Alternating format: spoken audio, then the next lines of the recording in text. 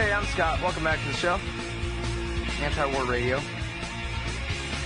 One of the things that's fun about doing this show, of course, I have access to all the expertise of Eric Garrison, Jason Bitts, and Justin Raimondo, and Matt Barganier, and everybody, Jeremy Sapienza, and everyone at antiwar.com. And, of course, I have access to all these wonderful journalists and experts from around the world. I get to ask them all these questions. And so what that means, in effect, really is that I'm always years ahead of everybody. And then it's fun, and it's a little frustrating, but kind of fun to see things that I say, years in the past I quit saying because I got tired of saying them or forgot to say them anymore. And then other people will finally come up with them. Like Daphne Eviatar has an article about what America is doing to Omar Khadr down at Guantanamo Bay is a war crime. They're charging him with a war crime, and the case is so bogus, and the whole structure of the thing is so bogus, and he was a kid at the time, and he was innocent anyway, and et cetera, that it's a war crime what they're doing to him. Well, haven't I put that to Daphne Eviatar on this show over and over again? Because I'm armed with the kinds of things that she teaches me, that the other Scott Wharton, I learned from him about the laws of war. And isn't that my point that I've been making for years? That they're committing a war crime by holding these bogus trials in Guantanamo. And, of course, the other big one from recent history is, oh, goodness, Pakistan is intervening on the side of the Taliban in Afghanistan. Why in the world would they ever do that? Well, I've been explaining to you why in the world they would ever do that this whole time. And the reason I know is because I learned it from Eric Margolis. And he's on the phone right now. His website is ericmargolis.com. And he's been a journalist covering wars around the world for decades, and he's the author of War at the Top of the World and American Raj, Liberation or Domination, and you can find virtually everything he writes, I believe, at LouRockwell.com, certainly all of it at ericmargolis.com, spell it like Margolis. Welcome back to the show, Eric. Thank you very much for joining us today. Good to be back, Scott. And so here's the deal, and we talked about this with Michael Scheuer on the show yesterday. He wrote a great article about it, and it's one of the most important things, and it has gone unsaid until this WikiLeaks thing, and then, of course, they just put stupid war party spin on it. But that is that, and they left out the India part, which is the most important part. America keeps insisting, really, that India take the side of the Northern Alliance Vichy government that we've installed in Kabul, in Afghanistan. And therefore, the Pakistani military must, and intelligence agencies must intervene on the side of the Afghan Taliban resistance, or Taliban-based at least, resistance there, in order to prevent the Northern Alliance from ever maintaining a real monopoly government on that land, because then the Indians would have them surrounded, because of American stupid policy that invited the Indians in. And you've been explaining this for years, and Michael Scheuer's piece is really great on it. Do you think that the idea that we're funding both sides of the war against us all the time in this perpetual motion machine of bankruptcy and death is actually possibly beginning to sink into the larger debate, Eric? No, I don't think so, Scott. Unfortunately, we Americans continue to do self-defeating actions. We shoot ourselves in the foot. We work at cross purposes, as you just mentioned, where we're supporting the Northern Alliance in Afghanistan, which is really the RUP, the old Afghan Communist Party, which is bizarre in itself.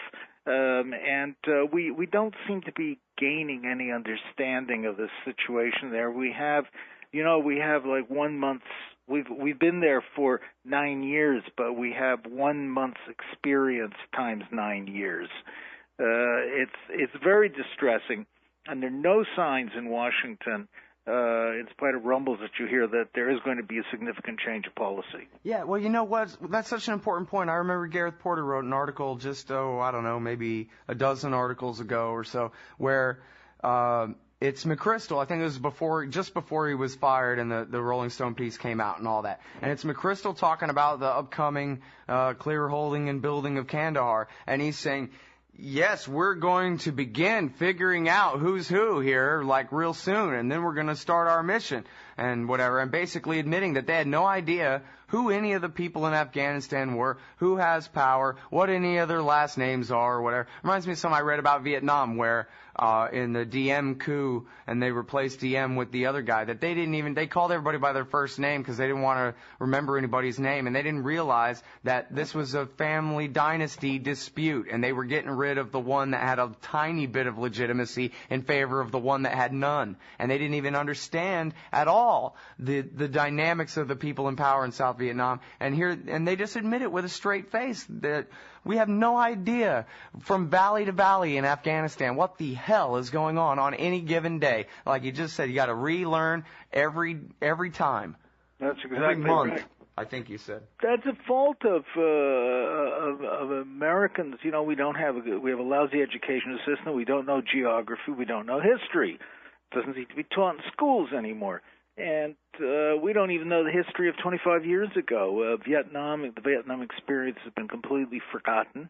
By the way, did I get that right about Diem and the other guy? Yes, you did. It was, I remember before the invasion of Iraq, I was having dinner with a group of very senior Republicans, very close to the Bush family, and they were asking me my opinion. I said, well, they said, what's going to happen if we invade Iraq? And I started talking about Shiites and Kurds and Sunnis and Iranians, and their eyes glazed over after about 3 minutes, and one of them turned to me. He said, never mind all that stuff. He said, just give me the bottom line.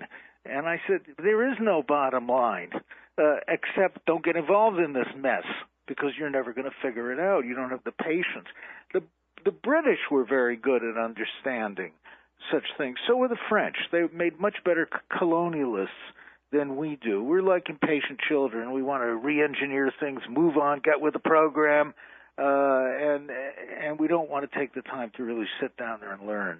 Yeah, it's another thing that Michael Scheuer said was that, and, he's been kind of high profile. They invite him on TV news sometimes still, and he says some things I disagree with, but at least, his bottom line has been, since he came public as anonymous, the CIA made him be anonymous, it wasn't his choice, the book Imperial Hubris, his point has been that history began before 9/11. American policies are the things that drive this insurgency against us, that caused the September 11th attacks against us. And he even says, look, maybe you say that's the price of empire. Maybe you say you want to keep these policies, but let's at least be honest about it. This is a pretty basic, honest discussion to have. Come on. And he said there's only one person on all of Capitol Hill who's ever paid any attention to him whatsoever, and that's Ron Paul. None of them have, like he said, their eyes glazed over. They're not even interested. It's not just that he's telling them what they don't want to hear. It's that even if he was telling them what they wanted to hear, they don't have an attention span that long. All they know about is how to get reelected or whatever.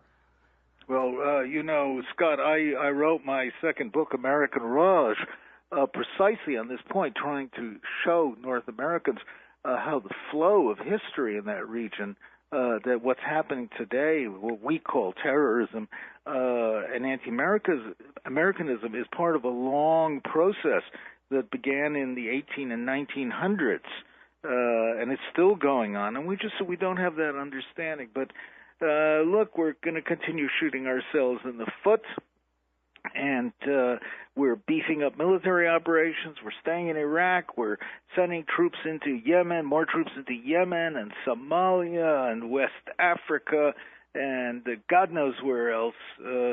So I'm very negative on this. I have this clip here that I got from the TV news yesterday from downtown Kabul. I wanted you to hear this. What do you mean the bank is out of money? Insolvent? You only have enough cash for the next 3 customers. Hey,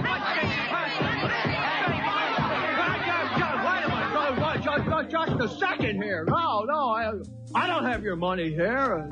It's in Bill's house and Fred's house. Hey, what the hell you doing with my money in your house, Fred? All right, that's a scene from downtown Kabul yesterday. We'll be right back with Eric Margolis after this. What's up next? Visit the Liberty Radio Network program guide to find out at shows.lrn.fm. That's shows.lrn.fm.